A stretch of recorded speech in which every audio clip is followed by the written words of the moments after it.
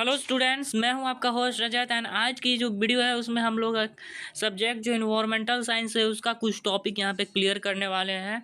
Semester 2 वाले जितने भी स्टूडेंट्स हैं, ये चाहे बीए हो, बीएससी हो, बीकॉम हो, सभी के लिए हैं इन्वायरमेंटल साइंस का। ठीक है, तो चलिए वीडियो को स्टार्ट करते हैं। शुरू से लेकर वीडियो को लास्ट तक देखिएगा बिना स्किप किए हुए। अगर चैनल पर नए है तो चैनल को सब्सक्राइब कर लीजिए।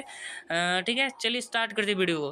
देखिए, सबसे पहली बात आती है हमारी, जब भी इन्वायरमेंटल साइंस को पढ़ते हैं तो इकोसिस्टम की बात आती है। इकोसिस्टम को हिंदी में बोलते हैं पारिस्थितिक तंत्र।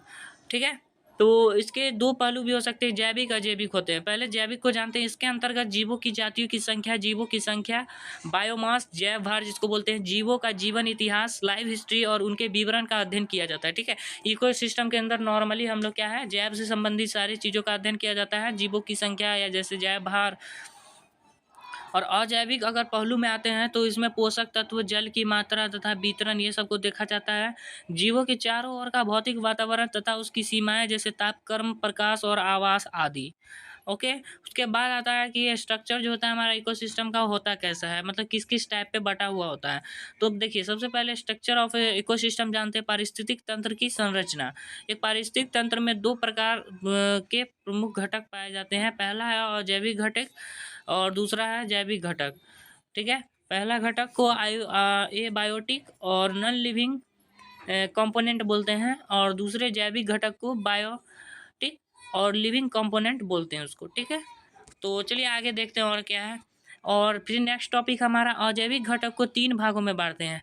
देखिए, पहले यहाँ पर थे अजैविक घटक, मतलब एबायोटिक नॉन लिविंग कंपोनेंट। तो उसके हमारे तीन जो है भागों में विभक्त किया हुआ है उनको, किसको, अजैविक घटक को। तो उसमें एक आता है अकार्बनिक पदार्थ, इनऑर्गेनिक सब्सटेंसेस कह सकते हैं, कार्बनिक पदार्थ, ऑर्गेनिक सब्सटेंसेस, और एक निश्चित क्षेत्र की जलवायु, और एक को बांटा गया है निश्चित क्षेत्र की जलवायु में।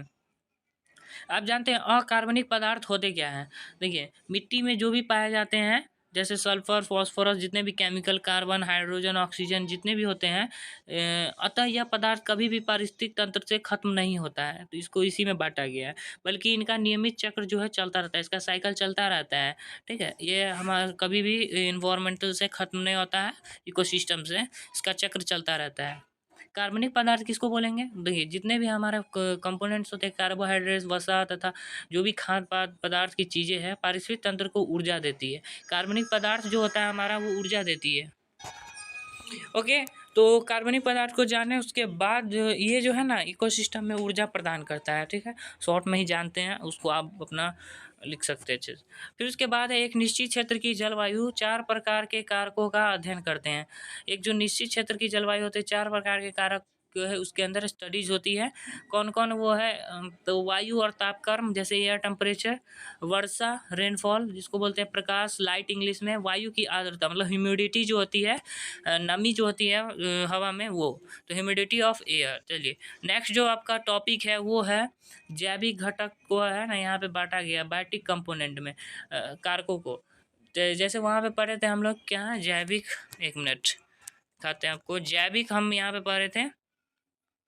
हाँ, और जैविक घटक है ना यहाँ पे, ये बायोटिक जो कहते हैं उसको तीन भागों में बांटते हैं, अकार्बनिक पदार्थ, कार्बनिक पदार्थ और एक निश्चित क्षेत्र की जलवायु में।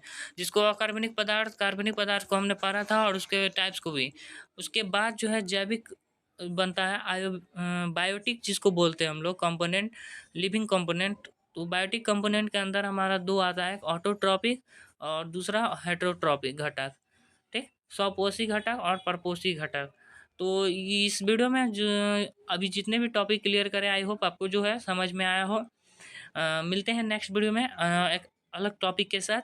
तब तक के लिए जय हिंद, जय भारत। ठीक है।